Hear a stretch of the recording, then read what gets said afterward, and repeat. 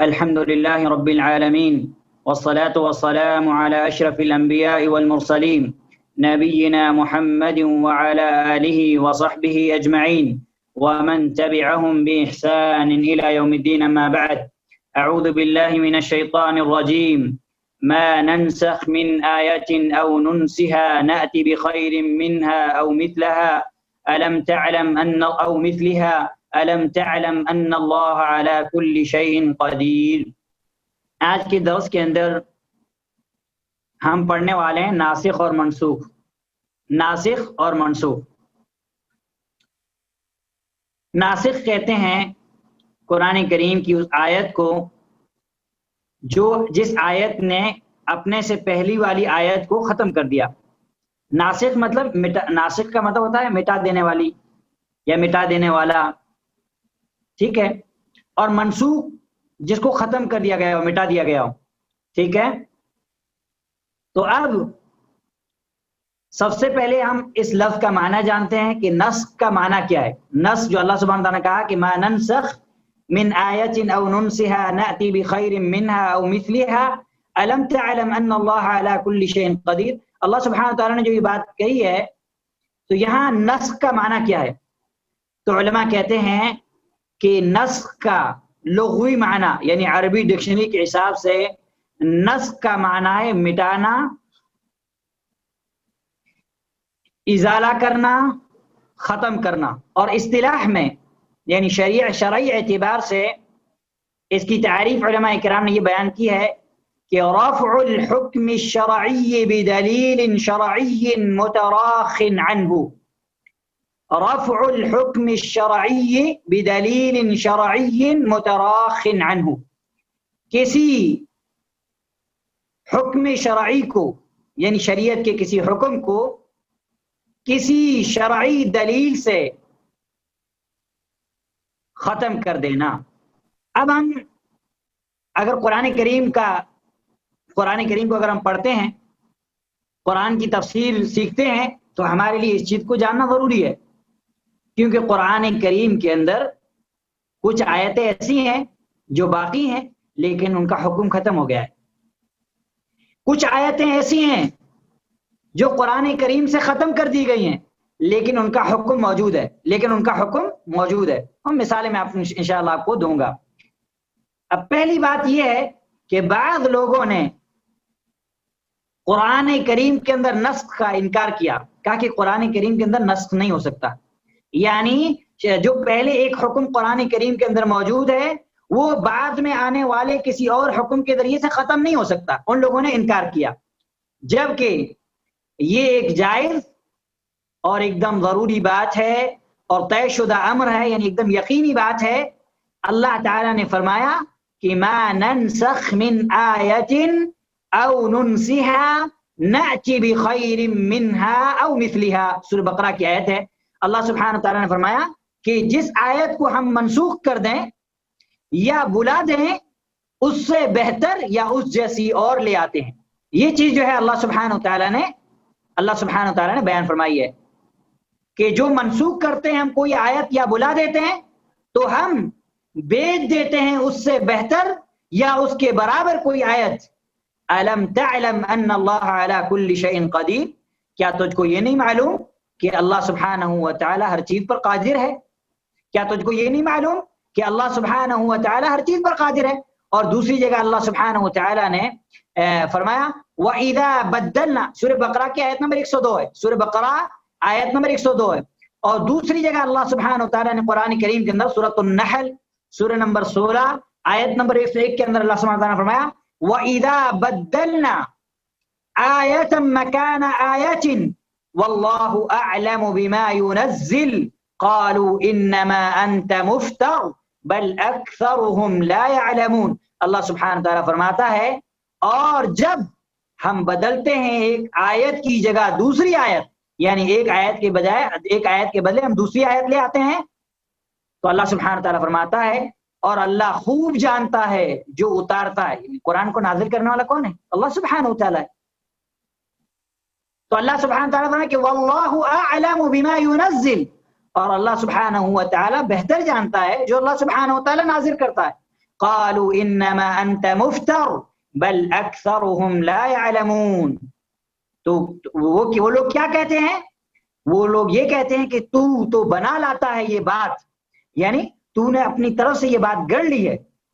نبی صلی اللہ علیہ وسلم کو الزام دیتے تھے کہ یہ جو قرآن کریم جو اللہ کا کلام ہے یہ محمد صلی اللہ علیہ وسلم نے خود کر لیا ہے. تو اللہ سبحانہ وتعالیٰ نے فرمایا کہ بل اکثرهم لا يعلمون، بلکہ ان میں سے اکثر لوگوں کو اس تعلق سے علم نہیں، اکثر لوگوں کو اس تعلق سے علم نہیں. اور قرآن کا جب ہم مطالعہ کریں گے تو یہ چیز ہمیں معلوم ہو جائے گی کہ قرآن کے اندر یہ چیز موجود ہے. ٹھیک ہے. اور نسخ کی تعریف جو ہم ابھی پڑھے، جیسا کہ علماء نے کہا، اللجنۃ الدائمہ سعودی کی مستقل فتویٰ کمیٹی، اس کا ایک فتویٰ ہے. فرماتے ہیں اس فتوے کو دینے والے بہت بڑے بڑے علماء ہیں، شیخ نباز رحمہ اللہ، شیخ عبداللہ الغدیان وغیرہ، اور بہت سارے علماء ہیں رحمہم اللہ جمیعا، کہ نسخ کی تعریف انہوں نے یہ بیان کی ہے. یعنی نسخ کس کو کہتے ہیں؟ کہا کہ ایک شرعی حکم کو اس کے بعد آنے والی شرعی دلیل کے ذریعے سے ختم کر دینا. ٹھیک ہے. اور دوسری بات یہ ہے کہ قرآن، یعنی قرآن کا ایک حکم قرآن کی آیت کے ذریعے سے ختم ہو سکتا ہے، اسی طریقے سے قرآن کا کوئی حکم حدیث کے ذریعے سے بھی ختم ہو سکتا ہے. یعنی حدیث سے بھی قرآن کریم کی آیت کا منسوخ ہونا ممکن ہے. کیوں؟ اس لیے کہ قرآن اور حدیث دونوں اللہ کی وحی ہے، دونوں اللہ کی وحی ہیں. جیسا کہ اللہ سبحانہ وتعالی نے سورۃ النجم آیت نمبر 3 کے اندر کیا فرمایا؟ وَمَا يَنطِقُ عَنِ الْهَوَىٰ إِنْ هُوَ إِلَّا وَحْيٌ يُوحَىٰ. اللہ سبحانہ وتعالی نے فرمایا کہ وَمَا يَنطِقُ عَنِ الْهَوَىٰ، اور ہمارے نبی صلی اللہ علیہ وسلم اپنی خواہش سے کوئی بات نہیں کہتے ہیں، بلکہ وہ وہی بات کہتے ہیں جو ان کی طرف وحی کی جاتی ہے، جو ان کی طرف وحی کی جاتی ہے. تو یہ معلوم یہ ہوا کہ حدیث سے بھی قرآن کا کوئی حکم ختم ہو سکتا ہے، اور اس کی مثال انشاءاللہ آگے آئے گی، تب آپ کو یہ چیز سمجھ میں آ جائے گی. چوتھی بات یہ ہے، جیسا کہ یہودیوں کا ایک عقیدہ تھا بدا کا مطلب ظاہر ہونا. تو یہودیوں کا عقیدہ یہ تھا کہ بدا کا مطلب ہوتا ہے کہ ایک چیز چھپی ہوئی ہے، چھپنے کے بعد ظاہر ہو. جیسے ہم کہتے ہیں کہ یہ ظاہر ہو گیا، مطلب یہ کہ یہ چیز پہلے چھپی ہوئی تھی اب ظاہر ہوئی. تو عربی زبان میں بدا کا مطلب یہ ہے کہ کسی چھپی ہوئی چیز کا بعد میں ظاہر ہو جانا، بعد میں اس کا سامنے آ جانا، ظاہر ہو جانا، کسی پوشیدہ چیز کا سامنے آ جانا، ظاہر ہو جانا. تو یہودیوں کا کیا عقیدہ؟ یہودیوں نے اللہ سبحانہ تعالیٰ کی ذات کے تعلق سے یہ عقیدہ رکھا کہ انہوں نے کہا کہ اگر ہم اس چیز کو مانتے ہیں کہ شریعت کے اندر، اور یہ بات آپ یاد رکھیں کہ یہ نسخ والا جو مسئلہ ہے یہ صرف اللہ کی نبی صلی اللہ علیہ وسلم کی شریعت کے اندر نہیں ہے، بلکہ اس سے پہلے کی جو شریعتیں تھیں ان شریعتوں کے اندر بھی یہ چیز موجود تھی. یعنی اللہ کے نبی صلی اللہ علیہ وسلم کے زمانے سے پہلے، اللہ کے نبی صلی اللہ علیہ وسلم کی امتوں سے پہلے جو دوسری امتیں تھیں ان امتوں کے اندر بھی یہ چیز موجود تھی. صحیح مسلم کی روایت ہے کتاب الزہد کے اندر، اللہ کے نبی صلی اللہ علیہ وسلم نے فرمایا کہ لم تکن نبوۃ قط الا تناسخت، کہ کوئی نبوت نہیں جس کے احکام منسوخ نہ ہوئے ہوں، یعنی ان کے اندر کچھ نہ کچھ احکام منسوخ نہ ہو. اب یہ احکام منسوخ کیوں ہوتے ہیں، یہ ختم کیوں ہوتے ہیں؟ اللہ سبحانہ تعالیٰ ایک حکم پہلے لاتا ہے پھر اس کو ختم کرتا ہے. اس کے اندر بھی اللہ سبحانہ تعالیٰ کی کئی حکمتیں ہیں جو انشاءاللہ ہم لوگ جو ہے درس کے آخر میں انشاءاللہ اس چیز کو پڑھیں گے، تب آپ کے سامنے یہ چیز مزید واضح ہو جائے گی اور انشاءاللہ آپ لوگ کے سامنے جو ہے مزید کلیئر ہو جائے گی. تو یہودیوں کا عقیدہ کیا تھا؟ یہودیوں کا عقیدہ یہ تھا کہ اگر ہم اس چیز پر ایمان لاتے ہیں کہ ایک حکم پہلے سے موجود تھا اور اس حکم کو اللہ سبحانہ تعالیٰ نے پھر ختم کیا، تو نعوذ باللہ ثم نعوذ باللہ، اس کا مطلب یہ ہے کہ اللہ سبحانہ و تعالیٰ کو اس چیز کا علم نہیں تھا کہ یہ حکم بہتر نہیں ہے. تو اللہ سبحانہ و تعالیٰ کو بعد میں پتہ چلا کہ یہ جو چیز ہے یہ بہتر نہیں، تو اللہ سبحانہ و تعالیٰ نے بعد میں اس چیز کو کیا کیا؟ دوسری چیز لایا. یہ باطل ہے، یہ عقیدہ باطل ہے. سورۃ الحدید کے اندر آیت نمبر 22 کے اندر اللہ سبحانہ تعالیٰ نے فرمایا کہ ان ذلک علی اللہ یسیر، یہ چیز اللہ سبحانہ تعالیٰ کے نزدیک بالکل آسان ہے. اور اللہ سبحانہ و تعالی جب بعض احکامات کو، بعض حکموں کو بعض دیگر حکموں کے یعنی دوسرے احکام کے ذریعے سے منسوخ کرتا ہے تو اس کی وجہ ہرگز یہ نہیں ہوتی ہے کہ اللہ کے سامنے کوئی ایک نئی چیز ظاہر ہوئی جو پہلے نہیں تھی، اور نئی یہ وجہ ہوتی ہے کہ اللہ نے اپنی ایک نئی رائے قائم کی ہے، کیونکہ وہ تو ناسخ کا یعنی جو چیز جس چیز کے ذریعے سے کوئی چیز، جس حکم کے ذریعے سے کوئی حکم ختم ہو رہا ہے، اور منسوخ کا جو حکم ختم ہو رہا ہے، اللہ سبحانہ وتعالیٰ کے علم میں تو یہ دونوں چیزیں پہلے سے ہی موجود ہیں۔ اور نسخ میں نئے معاملات کا یعنی کوئی چیز جو ہے منسوخ ہوئی تو اس میں جو نئی چیز ہے، نئی چیز کا مطلب یہ ہے کہ اللہ سبحانہ و تعالی نے اپنے ازلی علم کی ازلی علم یعنی اللہ سبحانہ و تعالیٰ کا جو علم ہے یہ ہمیشہ کا علم ہے۔ اللہ سبحانہ و تعالیٰ نے کو جو ہے ہم تقدیر کے اندر یہ پڑھے تھے کہ اللہ سبحانہ و تعالیٰ نے اپنے سابقہ اور ازلی علم سے کائنات کی ساری چیزوں کے بارے میں اللہ سبحانہ و تعالیٰ کو علم ہے۔ اللہ سبحانہ و تعالیٰ کو کیا ہے؟ علم ہے۔ تو کہ جو نئی چیز نیا حکم آیا، اس کا مطلب یہ ہے کہ اللہ سبحانہ و تعالی نے اپنے ازلی علم کے مطابق اپنے بندوں کے لیے اپنے لیے نہیں، اپنے بندوں کے لیے بعض نئی چیزیں ظاہر کی ہیں۔ اللہ سبحانہ و تعالی نے اپنے بندوں کے لیے بعض نئی چیزیں ظاہر کی ہیں، اور یہ مطلب نہیں ہے کہ یہ چیزیں اللہ سبحانہ و تعالیٰ کے لیے کھل کر سامنے ہیں، نہیں۔ اسی لیے علامہ زمخشری رحمہ اللہ نے یہ بات کہی ہے کہ بے شک یہ وہ امور ہے یعنی ناسخ اور منسوخ، یہ وہ معاملات اور یہ وہ چیزیں ہیں جس کو اللہ تعالیٰ ظاہر کرتا ہے، یعنی اللہ سبحانہ تعالیٰ لوگوں کے لیے ظاہر کرتا ہے، نہ کہ ان امور کی ابھی شروعات کرتا ہے۔ ایسا نہیں کہ اللہ سبحانہ تعالیٰ نے اس چیز کی ابھی شروعات کی، بلکہ یہ چیز تو پہلے سے اللہ کے علم میں تھی، لیکن اللہ سبحانہ و تعالیٰ نے لوگوں کے لیے اس چیز کو ابھی ظاہر کیا۔ تو قرآن، اگر ہم قرآن کو پڑھیں تو قرآن اور اس کے مطالعے سے ہمیں یہ معلوم ہوتا ہے کہ اس کا کسی چیز نے انکار نہیں کیا سوائے کچھ معتزلی لوگوں کے۔ معتزل جو واصل بن عطا کے معتقدین تھے، ایک فرقہ تھا معتزلہ کا، جنہوں نے اللہ سبحانہ تعالیٰ کی اسماء، اللہ سبحانہ تعالیٰ کی صفات کا انکار۔ امت کا کیا ہے؟ اس بات پر بالکل اجماع ہے کہ یہ چیز قرآن کریم کے اندر موجود ہے۔ یعنی بعض مرتبہ اللہ سبحانہ و تعالی کسی زمانے کے حالات کے مناسب، یعنی اس کی حکمت کیا ہے کہ اللہ سبحانہ و تعالی کسی زمانے کے حالات کے مناسب ایک شرعی حکم اللہ سبحانہ و تعالی لاگو کرتا ہے، ایک شرعی حکم اللہ سبحانہ و تعالی کیا کرتا ہے؟ نافذ فرماتا ہے۔ پھر دوسرے زمانے میں یعنی وہ زمانہ جو ہے دوسرا ہے، لوگ دوسرے ہیں، ان کے حالات مختلف ہیں، تو اللہ سبحانہ و تعالی دوسرے زمانے میں اپنی حکمت بالغہ، اپنی کمپلیٹ حکمت، اور ہم پڑھ چکے ہیں اللہ سبحانہ و تعالی کا، میں نے آپ لوگوں کو بتایا تھا کہ اللہ سبحانہ و تعالی کا ایک نام حکیم ہے، کہ اللہ سبحانہ و تعالی حکمت یعنی وضع الشیء فی محل، ایک چیز کو اس کی مناسب جگہ میں رکھنا، اس کو کہتے ہیں حکمت۔ تو اللہ سبحانہ و تعالی حکیم ہے، تو اللہ سبحانہ و تعالی نے دوسرے زمانے کے اندر اپنی حکمت بالغہ کے یعنی اپنی حکمت بالغہ کے تحت اس حکم کو ختم کر کے اس جگہ کوئی نیا حکم اللہ سبحانہ تعالیٰ نے نازل کیا، تو اس عمل کو نسخ کہا جاتا ہے۔ اس عمل کو کیا کہا جاتا ہے؟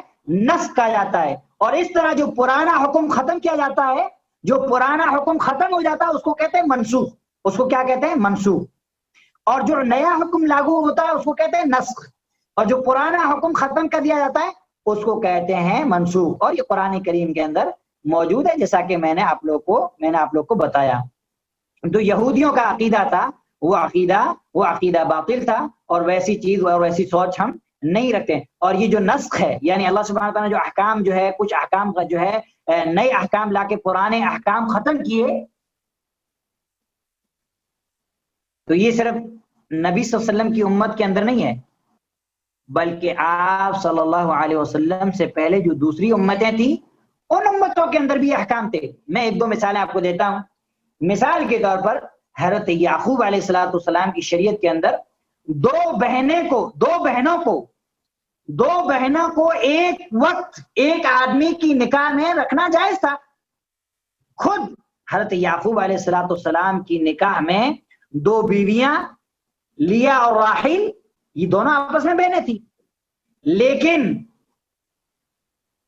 حضرت موسیٰ علیہ السلام یعنی حضرت موسیٰ علیہ السلام کی جن شریعت میں اللہ سبحانہ وتعالیٰ نے اس کو ناجائز کر دیا کہ تم دو بہنوں کو ایک نکاح کے اندر ایک ساتھ جمع نہیں کر سکتے. اسی طریقے سے حضرت نوح علیہ السلام کے زمانے میں ہر چلتا پھرتا جانور حلال تھا، لیکن حضرت موسیٰ علیہ السلام کی شریعت میں بہت سارے جانور حرام کر دیے گئے. ٹھیک ہے، اس کی یعنی گزشتہ امتوں میں بھی پہلے کی امتوں میں بھی اس کی بہت ساری مثالیں جو ہے کیا ہے وہ موجود ہیں. پہلی کی امتوں میں بھی اس کی بہت ساری مثالیں موجود ہیں. اور اللہ سبحانہ و تعالی جو ہے اپنے حکمت بالغہ کے تحت اللہ سبحانہ و تعالی کسی حکم کو کیا کرتا ہے منسوخ کرتا ہے. ٹھیک ہے، یہ اس چیز کو جاننا ضروری ہے. اب میں آپ کے سامنے کچھ مثالیں بتاتا ہوں کہ جو تعریف تو ہم نے پڑھ لی. ٹھیک ہے، تعریف تو ہم نے پڑھ لی کہ کسی شرعی حکم کو اس کے بعد آنے والی شرعی دلیل کے ذریعے سے اٹھا لینا. اور اس تعریف میں رفع الحکم یعنی حکم اٹھانے سے مراد عمل کا ختم کر دینا ہے. قرآن میں اس کی دلیل ہے، سورہ بقرہ آیت نمبر 106. ٹھیک ہے، یہ آپ لوگ جو ہے آیت نوٹ کر لیں. اللہ سبحانہ و تعالی نے جو نسخ کا سلسلہ شریعت کے اندر جاری کیا قرآن اور حدیث کا، اس کی حکمت کیا ہے؟ اس کی حکمتیں بہت ساری ہیں. نمبر 1، وَقَالُوا لَوْلَا نُزِّلَ عَلَيْهِ الْقُرْآنُ جُمْلَةً وَاحِدَةً، کہ ان لوگوں نے کہا کہ آپ پر ایک ہی مرتبہ قرآن نازل کیوں نہیں کیا گیا. سورۃ الفرقان کے اندر 19ویں پارے کا جو ہے فرسٹ پیج کے اندر یہ آیت موجود ہے کہ وَقَالُوا لَوْلَا نُزِّلَ عَلَيْهِ الْقُرْآنُ، اور ان لوگوں نے کہا کہ قرآن کیوں نہیں نازل کر دیا گیا، لولا نزل کیوں نہیں نازل کیا گیا، علیہ جملۃ واحدہ، ان پر ایک مرتبہ. تو اللہ سبحانہ تعالیٰ نے کیا فرمایا، کذالک لنثبت بہ فؤادک، کہ قرآن کو 23 سال کے اندر آہستہ آہستہ نازل کرنا، اس کے اندر اللہ کی حکمت کیا ہے؟ اللہ کی حکمت یہ ہے کذالک لنثبت بہ فؤادک، تاکہ اس کے ذریعے سے ہم آپ کے دل کو کیا کر دیں، مضبوط کر دیں. اور علماء کرام نے اس آیت کی تفسیر میں یہ بات بیان کی ہے. یہ جو آیت ہے سورۃ الفرقان کی آیت نمبر 32 ہے، آیت نمبر 32 آیت نمبر 32. تو شریعت دیتے وقت آہستگی کا اصول سامنے رکھا گیا. اور آپ شریعت دیکھیں، مکہ کی جو 13 سال کی زندگی اللہ کے نبی صلی اللہ علیہ وسلم کی، اس میں احکام نازل نہیں ہوئے، دوسرے احکام نازل نہیں ہوئے. اللہ کے نبی صلی اللہ علیہ وسلم نے 13 سال لوگوں کے عقیدے کی اصلاح کی، نماز وغیرہ یہ ساری چیزیں اکثر بعد میں فرض ہوئی ہیں، روزے حج وغیرہ. ٹھیک ہے، تو شریعت دیتے وقت اللہ سبحانہ و تعالیٰ نے یہ نظام رکھا کہ شریعت کو آہستہ آہستہ نازل کیا جائے، تاکہ لوگ اپنے جو رسم و رواج ہیں معاشرے کے اعتبار سے یا اپنے بڑوں کی جو تقلید ہے اس کو ختم کریں آہستہ آہستہ اور اسلام کے احکام کو سمجھیں. مثال کے طور پر جو تحویل قبلہ ہے، یعنی جو قبلہ چینج ہوا، پہلے مسلمان کس کی طرف رخ کر کے نماز پڑھتے تھے؟ بیت المقدس کی طرف. بعد میں جو قبلہ تحویل ہوا، یعنی اللہ سبحانہ وتعالیٰ نے قبلہ چینج کیا مسجد اقصی سے مسجد حرام، تو اس کے اندر حکمت کیا ہے کہ یہ سب کچھ بطور امتحان تھا کہ وہ اللہ کے حکم کو قبول کرتے ہیں یا نہیں. کیونکہ عرب تھے، عرب اس بات پر اعتراض کر سکتے تھے کہ بھئی کعبہ اللہ کا گھر ہے تو کعبہ ہمارا قبلہ تو یہ ہونا چاہیے، جو بیت المقدس ہے تو وہ ملک شام میں ہے. تو علماء نے کہا اس کی ایک حکمت تو یہ ہے کہ یہ جو تھا یہ بطور امتحان تھا کہ وہ اللہ کے حکم کو قبول کرتے ہیں یا نہیں. اور دوسری بات یہ بھی ہے کہ مسجد اقصی سے قبلہ تبدیل کر دیا گیا مکہ کی طرف، تو اس میں بھی اللہ کی حکمت ہے کہ کون سے لوگ اس کو قبول کرتے ہیں. پہلے ہم جو ہے بیت المقدس کی طرف نماز پڑھتے تھے، اب قبلہ کیسے تبدیل ہوا؟ تو اللہ سبحانہ و تعالیٰ کی حکمت کیا ہے اس میں؟ اللہ سبحانہ و تعالیٰ کی حکمت یہ ہے کہ اللہ سبحانہ و تعالیٰ ہمارے ایمان کو جانتا ہے کہ ہم اللہ سبحانہ و تعالیٰ کے احکام پر کس طریقے سے عمل کر رہے ہیں، کیونکہ مسلمانوں کے دلوں میں مسجد اقصی کی، بیت المقدس کی محبت بیٹھ گئی تھی۔ پھر اللہ سبحانہ و تعالیٰ نے اچانک تحویل قبلہ چینج کرنے کا حکم دیا، تو اس میں اصل میں اس میں کیا ہے؟ مسلمانوں کا ایک امتحان مقصود تھا۔ اسی طریقے سے جو ہے نسخ کیوں ہوتا ہے؟ بعض سیاسی حالات کا تقاضا تھا۔ مثال کے طور پر مکی دور کے اندر مسلمان سیاسی طور پر کمزور تھے، مسلمانوں کے پاس طاقت نہیں تھی، تو اللہ سبحانہ تعالیٰ نے جہاد سے روکا ان کو، اور انہیں اتنی تکلیفیں دی گئی۔ ہم صحابہ اکرام پولیٹیکل سچویشنز، تو مسلمانوں کو اتنا پریشان کیا گیا، لیکن اللہ سبحانہ تعالیٰ نے جہاد کا حکم نہیں دیا۔ اللہ سبحانہ تعالیٰ نے کہا کہ صبر کرو صبر کرو صبر کرو۔ لیکن جب مسلمان مدینہ میں آ گئے، حالات بہتر ہو گئے، تو جو پہلا حکم تھا جہاد نہ کرنے کا، اس کو ختم کر کے جہاد کرنے کا حکم لیا گیا۔ اُذِنَ لِلَّذِينَ يُقَاتَلُونَ بِأَنَّهُمْ ظُلِمُوا، سورۃ الحج کے اندر اللہ سبحانہ تعالیٰ نے جہاد کا حکم دیا۔ ٹھیک ہے، تیسری حکمت یہ ہے کہ طوالت سے بچنے کے لیے، طوالت مطلب لمبائی، یعنی مطلب جو ہے لمبی چیز، طوالت سے بچنے کے لیے تلاوت کو منسوخ کر کے، یعنی قرآن کی کوئی آیت ہے، وہ لمبی آیت ہے، تو اس کو پڑھنا جو ہے یعنی پڑھنا جو ہے لمبا ہو سکتا تھا انسان کے لیے، تو اللہ تعالیٰ نے کیا کیا کہ اس کی طوالت سے بچانے کے لیے تلاوت کو منسوخ کر دیا، لیکن حکم کو باقی رکھا۔ اسی طریقے سے ایک اس کی حکمت یہ ہے کہ کسی حکم کو ختم کر کے، منسوخ کر کے، اس سے بہتر حکم لایا گیا۔ جیسا کہ اللہ سبحانہ تعالیٰ نے کیا فرمایا کہ ما ننسخ من آیت او ننسها نأتی بخیر منها، کہ ہم اس سے بہتر لے آئیں گے یا اسی کے مثل لے آئیں گے۔ ٹھیک ہے، اور اس کی مثال انشاءاللہ میں آپ کو دیتا ہوں۔ اسی طریقے سے بعض احکام، یعنی بعض احکام کی تلاوت منسوخ کر کے حکم باقی رہنے دیا گیا۔ اس کی وجہ یہ تھی کہ وہ حکم بہت ہی تکلیف دہ اور سخت ہوتا تھا۔ جیسے مثال کے طور پر ایک آیت تھی قرآن کریم کے اندر، الشیخ والشیخۃ اذا زنیا فرجموہما البتۃ نکالا من اللہ، سورہ نور کے اندر، کہ بوڑھا مرد اور عورت جب دونوں زنا کریں تو انہیں بالکل رجم کر دو، یعنی شادی شدہ مرد اور عورت جب زنا کریں تو ان کو کیا کر دو؟ رجم کر دو۔ یہ آیت تھی، لیکن اس آیت کو ختم کر دیا گیا، لیکن حکم باقی ہے۔ یہی حکم شریعت کا اندر موجود ہے، جہاں اسلامی عدالت ہو، قانون ہو، وہاں پہ اگر شادی شدہ مرد شادی شدہ عورت زنا کرتے ہیں تو انہیں رجم کر دیا جائے گا، جیسے اللہ کے نبی صلی اللہ علیہ وسلم نے معاذ بن اسلمی اور غامدیہ وغیرہ کو رجم کیا۔ ٹھیک ہے، تو یہ اللہ سبحانہ و تعالیٰ کی طرف سے ایک عبرتناک سزا ہے۔ تو اس میں رجم کا لفظ بعض لوگوں پر گرا تھا، یعنی بعض لوگوں پر مشکل تھا۔ اللہ سبحانہ و تعالیٰ نے تحویل قبلہ، یعنی قبلہ کی چینجنگ کی طرح یہ بھی امتحان بنا دیا کہ کون رسول کی اتباع کرتا ہے، کون رسول کی اتباع کرتا ہے، کون نہیں کرتا ہے۔ اب یہاں پہ ایک مسئلہ آتا ہے کہ قرآن کریم کے اندر کتنی منسوخ آیات ہیں، یعنی کتنی آیتیں ایسی ہیں جو منسوخ ہیں۔ علامہ جلال الدین السیوطی رحمہ اللہ نے الاتقان فی علوم القرآن کے اندر یہ بات کہی ہے کہ ابتدا میں، یعنی پہلے ابتدائی دور میں تو تقریباً 500 آیات کو منسوخ کر دیا گیا، یعنی 500 آیتیں ختم کر دی گئی، لیکن بعد میں یہ تعداد کم ہوتے چلی گئی، اور علامہ جلال الدین سیوطی رحمہ اللہ کی تحقیق کے مطابق قرآن کے اندر اب صرف 21 آیتیں ایسی ہیں جس کے اندر نسخ ہوا ہے، یعنی جو منسوخ ہوئی ہیں۔ یہ علامہ جلال الدین سیوطی رحمہ اللہ کی تحقیق ہے۔ اور ڈاکٹر صبحی الصالح، جن کی فقہ کی کتاب ہے مشہور، ان کے نزدیک ایسی آیات کی تعداد صرف 10 ہے۔ شاہ ولی اللہ محدث الدہلوی رحمہ اللہ کے نزدیک کہ قرآن کریم کی ایسی آیات صرف 5 ہیں، اور نسخ کی، یعنی کسی حکم کو ختم کرنے کی، اس کی کئی قسمیں ہیں۔ بہت تفصیل ہے، آپ لوگوں کو شاید مشکل ہو، میں صرف اشارہ آپ لوگوں کو ذکر کرتا ہوں۔ اس کی ایک صورت تو یہ ہے کہ قرآن کا نسخ قرآن سے، اور قرآن کے اندر اس طرح کی نسخ کی 3 صورتیں یعنی 3 طرح کے ہیں.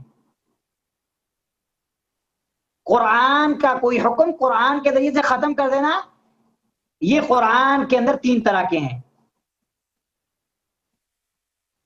ایک تو یہ کہ تلاوت بھی منسوخ، حکم بھی منسوخ. یعنی عائشہ رضی اللہ تعالیٰ عنہ فرماتی ہیں كان فيما أنزل من القرآن 10 رضعات معلومات يحرمن ثم نسخن ب5 معلومات فتوفي رسول الله صلى الله عليه وسلم وهن فيما يقرأ من القرآن.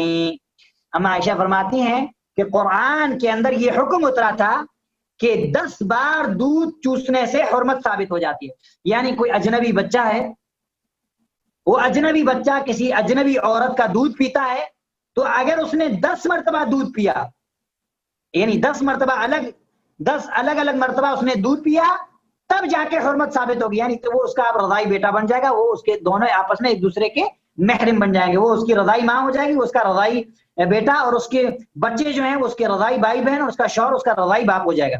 ٹھیک ہے. لیکن اما عائشہ کہتی ہیں کہ پھر یہ حکم ختم کر دیا گیا اور یہ پڑھا گیا کہ 5 بار دودھ چوسنا حرمت کا سبب ہے. یعنی کسی بچے نے کسی اجنبی عورت کا 5 بار دودھ پیا تو اب جو ہے وہ آپس میں ایک دوسرے کے محرم ہو گئے. ٹھیک ہے. اور نبی اکرم صلی اللہ علیہ وسلم کی وفات کے وقت یہ قرآن میں پڑھا جاتا تھا. یعنی کیا کہ پہلے کیا تھا کہ 10 رضاعت یعنی 10 بار دودھ پینا، لیکن بعد میں یہ حکم کیا کر دیا گیا؟ ختم کر دیا گیا. تو اس حدیث سے یہ بات واضح ہوتی ہے کہ 10 رضاعت کا یعنی 10 مرتبہ دودھ پینے کا حکم ختم ہو گیا اور تلاوت بھی ختم کر دی گئی.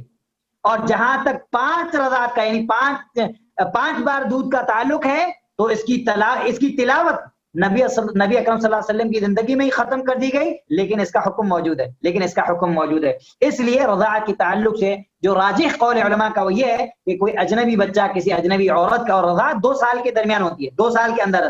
اگر کوئی بچہ 2 سال کے اوپر ہو گیا، اب وہ چاہے کسی کا کتنا بھی دودھ پی لے، رضاعت ثابت نہیں ہوگی. ٹھیک ہے. تو یہ ایک حکم ہے.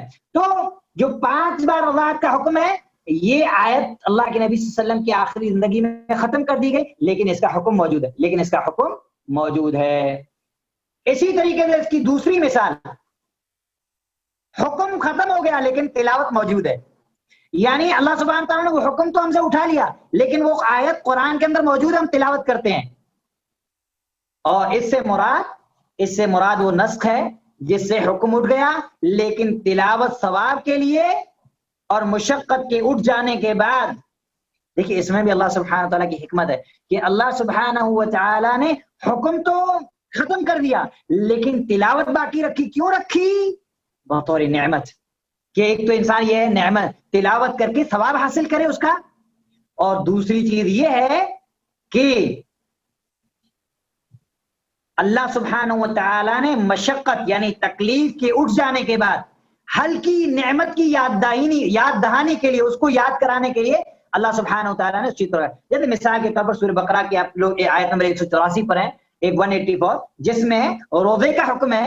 آپ پڑھیں گے تو اللہ سبحانہ وتعالیٰ کہ وَعَلَى الَّذِينَ يُطِيقُونَهُ فِدْيَةٌ طَعَامُ مِسْكِينٍ، کہ جنہیں روزہ رکھنے کی طاقت نہ ہو. یہ شروع اسلام میں حکم تھا کہ جنہیں روزہ رکھنے کی طاقت نہ ہو وہ ایک مسکین کو فدیہ کے طور پر کھانا کھلا دے تو روزہ ان کے لیے نہیں ہے.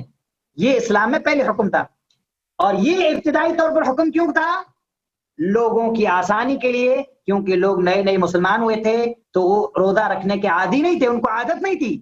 اس لیے اللہ سبحانہ وتعالیٰ نے ان کی آسانی کے لیے تقریباً 1 سال تک، روزہ فرض ہونے کے بعد 1 سال تک اللہ سبحانہ وتعالیٰ نے یہ سہولت اور آسانی رکھی. پھر اللہ سبحانہ وتعالیٰ نے سورہ بقرہ کی آیت نمبر 185 کے اندر اس حکم کو ختم کر دیا. اور وہ آیت کیا ہے؟ فَمَنْ شَهِدَ مِنْكُمُ الشَّهْرَ فَلْيَصُمْ، تو جو بھی اس مہینے کے اندر تم میں سے موجود ہو تو اسے چاہیے کہ وہ روزہ رکھے. یعنی جو پہلا حکم تھا کہ جسے روزہ رکھنے کی طاقت نہیں، وہ اس میں ایک مسکین کو کھانا کھلا دے، وہ حکم ختم کر دیا گیا، لیکن اس کی تلاوت کیا ہے؟ اس کی تلاوت باقی ہے. اور جو یہ حکم تھا کہ ایک مسکین کو کھانا کھلا دے، یہ حکم اللہ سبحانہ وتعالیٰ نے کن لوگوں کے لیے کر دیا؟ جو دائمی بیمار جو ہمیشہ بیمار رہنے والے ہیں یا بوڑھے ضعیف افراد ہیں تو ان کے لیے حکم ہو گیا کہ وہ روزہ رکھنے کی طاقت نہیں رہتے ہیں تو ایک روزے کے بدلے ایک مسکین کو کھانا کھلا دیں، ٹھیک ہے۔ لیکن جو صحت مند ہیں تو اللہ سبحانہ وتعالیٰ کی فمن شہد منکم الشہر فلیصم، تم میں سے جو رمضان کے مہینے کو پائے اسے چاہیے کہ وہ روزہ رکھے۔ تیسری چیز کہ تلاوت منسوخ، یعنی تلاوت تو اللہ سبحانہ تعالیٰ نے ختم کر دی لیکن حکم اب بھی قرآن کے اندر موجود ہے۔ موطا امام مالک کی روایت اور صحیح مسلم کی روایت، حضرت عمر رضی اللہ تعالیٰ عنہ فرماتے ہیں قال عمر رضی اللہ عنہ ایاکم ان تہلکوا من آیت الرجم ان یقول قائل لا نجد حدین فی کتاب اللہ اذا زنیا فرجموہما البتة فإنا قد قرأناها۔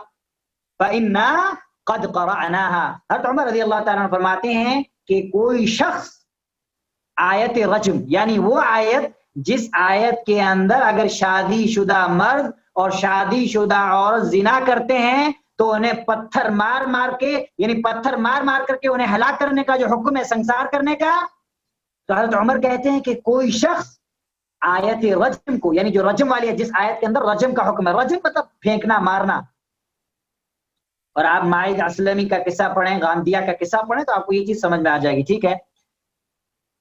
آیت رجم کو یہ کہہ کر نہ چھوڑ دے کہ اللہ کی کتاب میں دو قسم کی سزائیں نہیں ملتی، یعنی اللہ کی قسم میں تو صرف اتنا، اللہ کی کتاب میں تو کیا ہے سورہ نور میں کہ فَجْلِدُوا كُلَّ وَاحِدٍ مِّنْهُمَا الزَّانِيَةُ وَالزَّانِي فَجْلِدُوا كُلَّ وَاحِدٍ مِّنْهُمَا 100 جلدہ، کہ جب زنا کرنے والے مرد اور زانی عورت جب زنا کریں تو انہیں 100 کوڑے مارو، انہیں کیا مارو؟ 100 کوڑے مارو۔ تو حضرت عمر رضی اللہ تعالیٰ نے کہا کہ ہو سکتا ہے بعد میں لوگ آئیں وہ کہیں کہ بھئی قرآن کے اندر تو صرف یہ ہے کہ 100 کوڑے مارو، تو پھر تم رجم کہاں سے کر رہے ہو؟ تم رجم کہاں سے کرو؟ سورہ نور کی ابتدائی آیت ہے، ٹھیک ہے۔ حضرت عمر رضی اللہ تعالیٰ عنہ نے کہا کہ بعد میں کوئی آنے والا انسان یہ نہ کہے کہ رجم کی آیت نہیں، اب ہم رجم نہیں کریں گے، اب ہمارے کو کوڑے کی سزا دیں گے، یعنی 100 کوڑے ماریں گے۔ تو آپ نے فرمایا کہ اللہ کے نبی صلی اللہ علیہ وسلم نے خود رجم کیا اور ہم نے بھی رجم کیا۔ پھر آپ نے فرمایا قسم ہے اس ذات کی جس کے قبضہ میں میری، جس کے ہاتھ میں میری جان ہے۔ اصل میں بعض جو ہے اردو مترجمین نے حدیث کے وہ الفاظ جس میں اللہ کے نبی صلی اللہ علیہ وسلم نے فرمایا کہ والذی نفسی بیدی، قسم ہے اس ذات کی جس کے ہاتھ میں میری جان ہے۔ بعض اردو مترجمین نے یہاں پہ ترجمہ غلط کیا اور انہوں نے کہا کہ قسم اس کی ذات، قسم ہے اس ذات کی جس کے قبضے میں، یہ اللہ کی صفت کی لفظ ید، یہ اللہ کی صفت ہے۔ علماء اہل سنہ والجماعہ اللہ کے لیے ثابت مانتے ہیں، ہم اس کی تعویل نہیں کریں گے، اس کی تحریف نہیں کریں گے۔ تو ہو سکتا ہے ان سے سہون یہ غلطی ہوئی ہے، اللہ سبحانہ تعالیٰ نے معاف فرمائے۔ تو اس کا صحیح ترجمہ کیا ہے؟ قسم ہے اس ذات کی جس کے ہاتھ میں میری جان ہے۔